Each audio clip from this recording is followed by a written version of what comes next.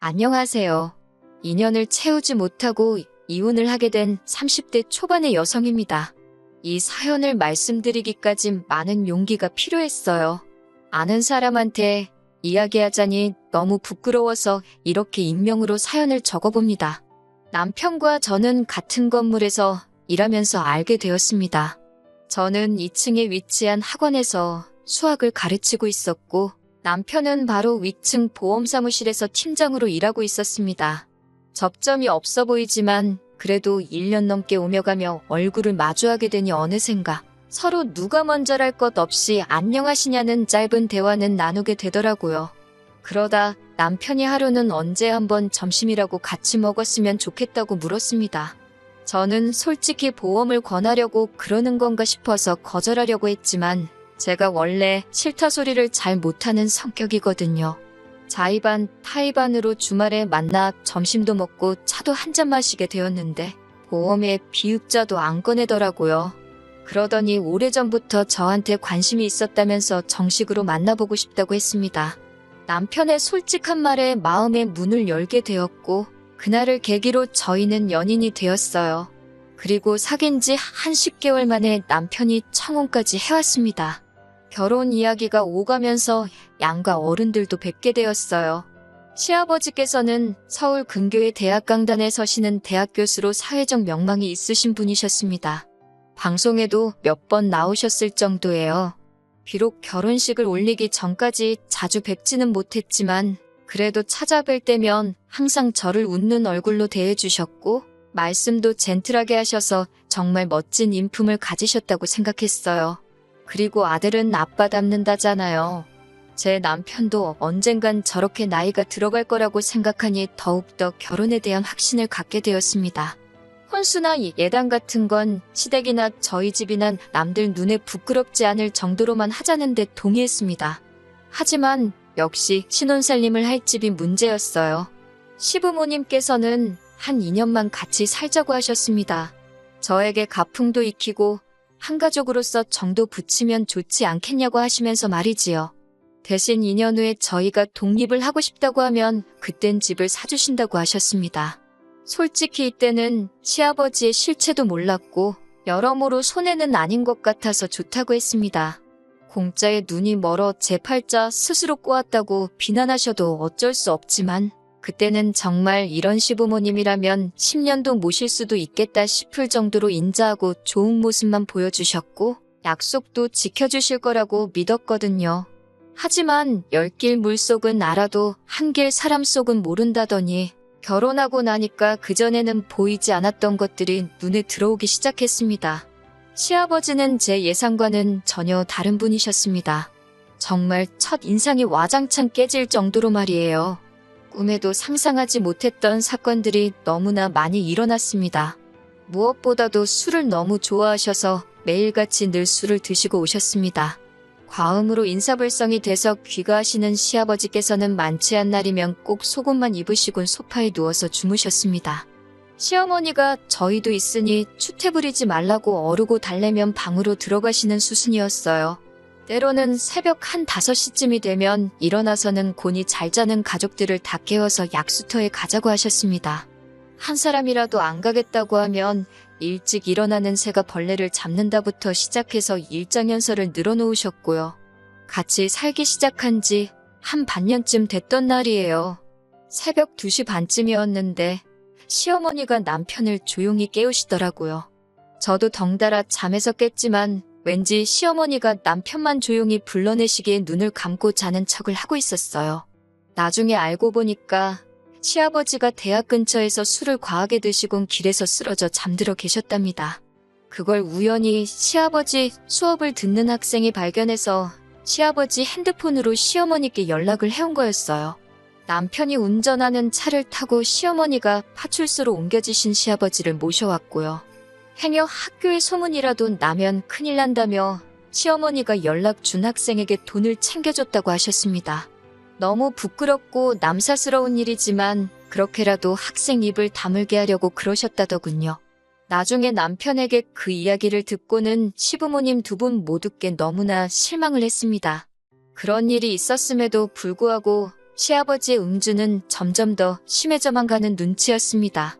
그러자 결국 하루는 시어머니께서 며느리도 같이 사는데 남사스럽다고 채통 좀 지키라며 시아버지께 소리를 지르셨습니다.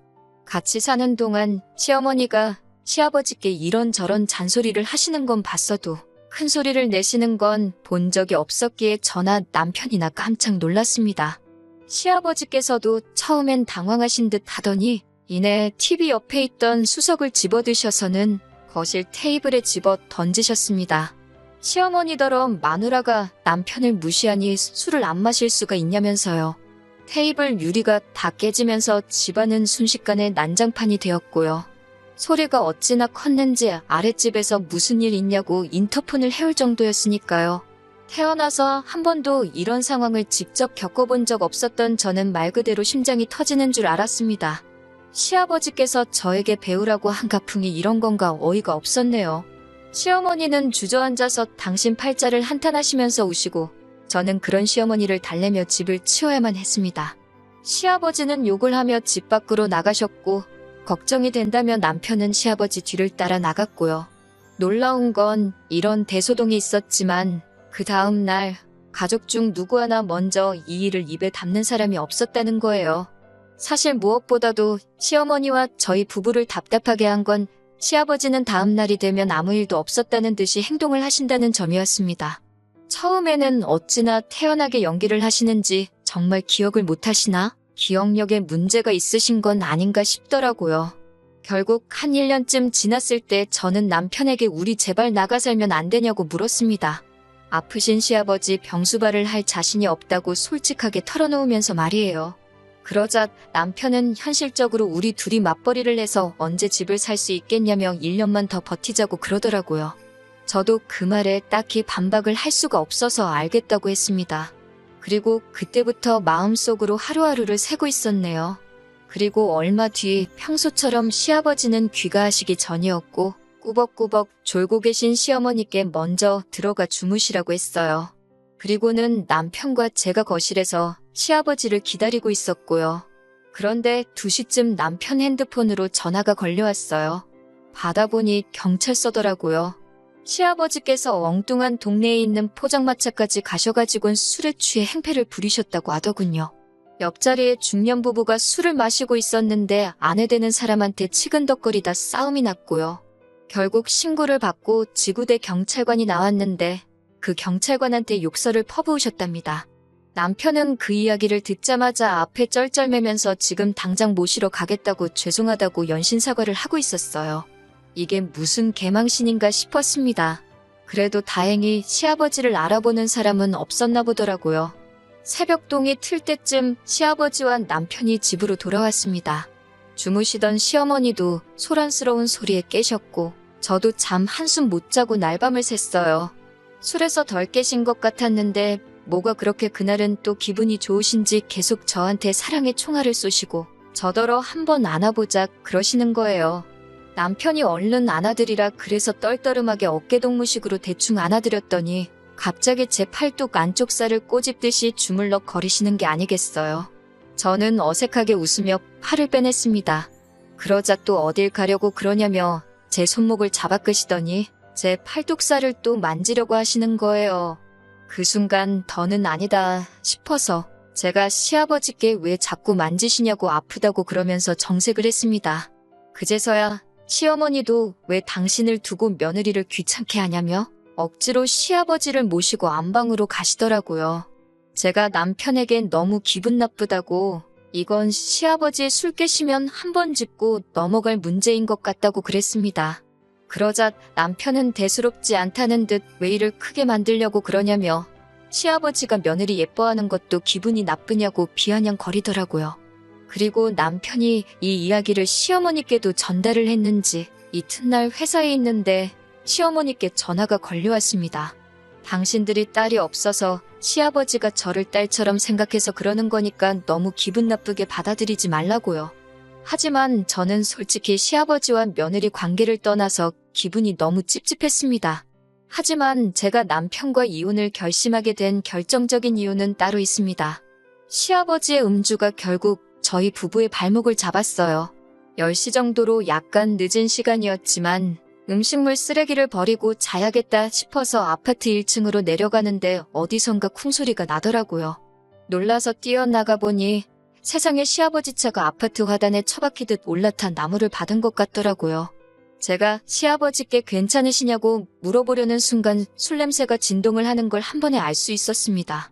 시아버지께 술 드시고 운전하신 거냐고 그러니 그건 저더러 알바 없다면서 저한테 앞이 찌그러진 차에 타라고 하시더라고요.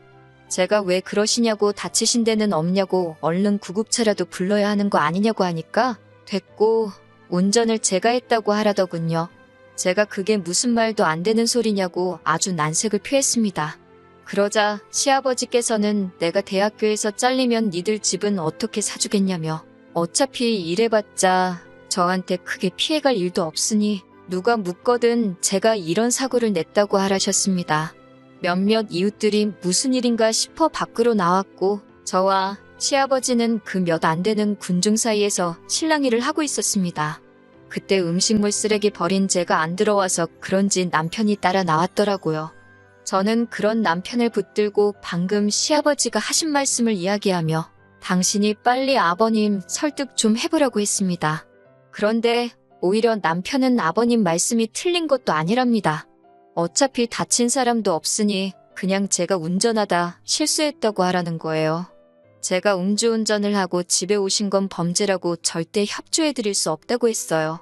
그러자 남편은 네가 학원 선생이지 무슨 성인군자냐며 그럼 너는 시아버지가 면허 취소라도 되는 걸 바라는 거냐고 묻더라고요.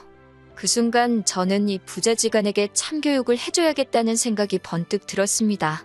그래서 경찰을 불렀습니다. 제가 경찰을 불렀다고 하자 시아버지가 이게 무슨 배워먹지 못한 짓거리냐며 얼른 다시 전화해서 못 오게 하라시더군요. 남편도 어떻게 며느리가 시아버지를 신고하냐며 제정신이냐고 화를 냈습니다. 저는 남편에게 이번엔 나무로 그쳤지만 다음에는 진짜 사람이 다칠 수도 있다고 저런 분에게선 면허를 뺏는 게 모든 사람을 살리는 길이라고 설득을 했지만 남편은 들으려조차 하지 않았습니다. 급기야 남편은 먼저 저에게 이따위로 하면 이혼이라고 울음장을 놓더라고요. 그제서야 저도 정신이 들었습니다. 맨날 술 먹고 개가 되는 시아버지도 문제지만 그런 시아버지를 매번 받아주는 시어머니와 남편도 똑같은 사람들이라는 걸요. 저는 남편에게 바라던 바라고 헤어지자고 받아쳤습니다. 막말로 애도 없는데 헤어지지 못할 이유가 없었으니까요. 저는 당황한 부자를 그렇게 두고 집으로 올라와 급한 대로 제 짐을 챙겨서 나왔습니다.